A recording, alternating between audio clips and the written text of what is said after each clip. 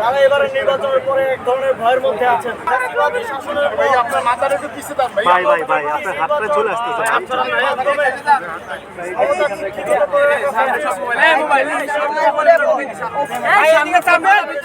গণতান্ত্রিক নির্বাচনের মধ্য দিয়ে গণতান্ত্রিক সরকার এবং গণতান্ত্রিক সংসদে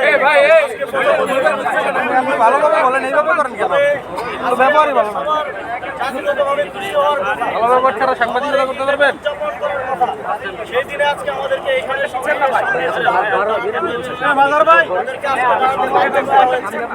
দেশের করতে কি কাজে লাগে ভাই? আমি তো চাইলে দিতে পারি। এই সাইলেন্ট থাকেন।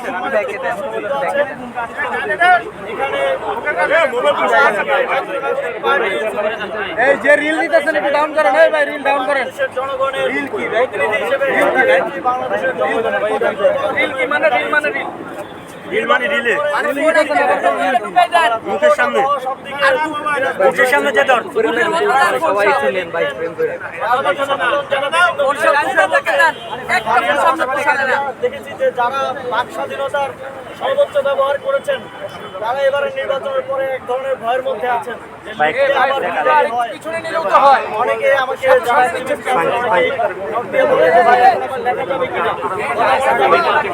আমরা মনে করছি যে আমাদের তাদের প্রতিনিধি হয়ে জনগণরা আবার নতুন করে কথা বলতে ভয় পাচ্ছেন, তাদের প্রতিনিধি হিসেবে আজকের সংসদ অধিবেশনের দিন আমাদের তাদের কথাগুলো এখানে বলে যাওয়া উচিত এবং তার সেজন্যই আজকে আমরা এখানে খুব ছোট পরিসরে আমরা এখানে দাঁড়িয়েছি এবং সংসদ অধিবেশন চলাকালে আমরা এখানে দাঁড়িয়ে থাকতে চাই। আমরা সংসদে যারা জনগণের ভোটে জনগণের সমর্থন নিয়ে যারা সংসদ সদস্য হিসেবে আজকে অধিবেশনে অংশগ্রহণ করেছে তাদেরকে তাদের দায়িত্বটা আজকে আমরা স্মরণ করে দিতে এখানে এসেছি।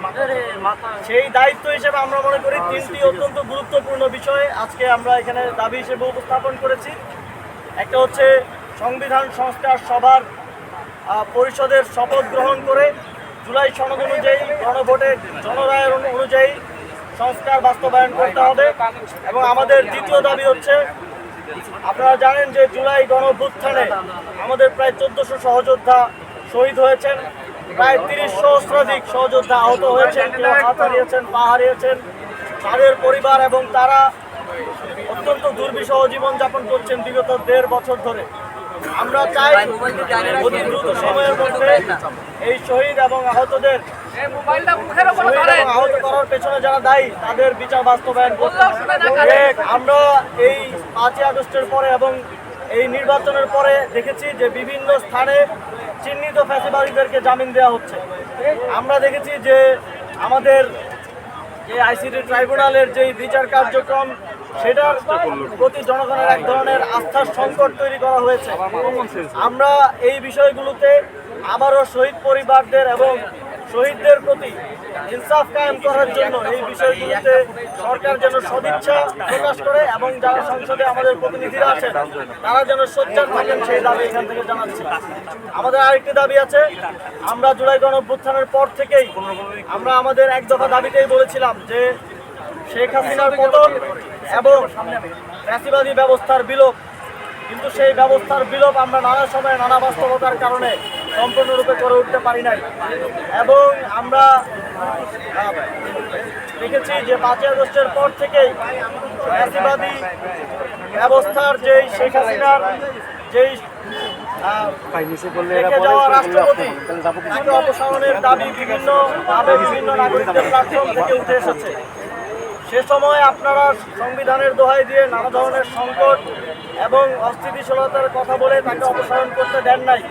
আমরা চেষ্টা করেছি, রাজপথে আমাদের সহযোদ্ধারা চেষ্টা করেছেন, সেটা আপনারা হতে দেন নাই। কিন্তু এখন তো কোনো সাংবিধানিক সংকটের কোনো সিচুয়েশন নাই। এখন সংসদ বসেছে, সংসদ লিগেলি এই রাষ্ট্রপতিকে অভিশংসন করতে পারে এবং আমরা জানি যে এই সংসদে যারা আছেন আমরা বিশ্বাস করি যে তিনি বিএনপির হন, অন্য যে কোনো দলের হন, জুলাই গণঅভ্যুত্থানে তাদের গুরুত্বপূর্ণ অবদান আছে।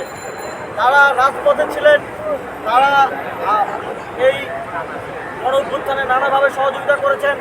যারা সংসদে আছেন তাদের অনেকেই শেখ হাসিনার ফ্যাসিবাদী সরকারের নির্যাতন শিকার হয়ে কারাগারে ছিলেন। অনেকেই এই নির্বাসনের সময় দেশের বাইরে ছিলেন। আমরা বিশ্বাস করতে চাই মারুফ ভাই থামেন মারুফ ভাই সেটা গেল ভাঙ্গে ফলে যে শহীদদের আত্মত্যাগ এবং জীবনদানের ফলে আপনারা আজকে সংসদে বসতে পেরেছেন, সেই গণঅভ্যুত্থান, সেই শহীদদের, সেই আহতদেরকে আপনারা ধারণ করেন এবং আপনারা ফ্যাসিবাদের বিপক্ষের শক্তি এবং আপনারা জুলাই গণঅভ্যুত্থানের পক্ষের শক্তি। আমরা আপনাদের কাছে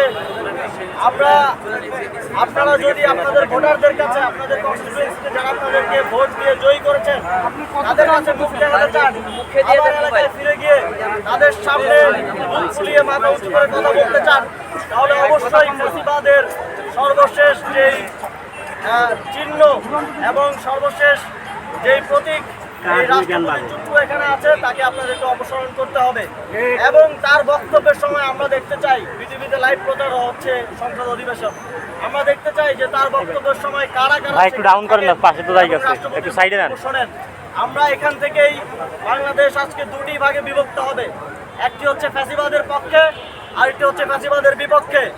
আমরা দেখতে চাই যারা ফ্যাসিবাদের বিপক্ষের শক্তি এই সংসদে আছেন তারা যেন এই রাষ্ট্রপতিকে বক্তব্য দেওয়ার সুযোগ না দেন।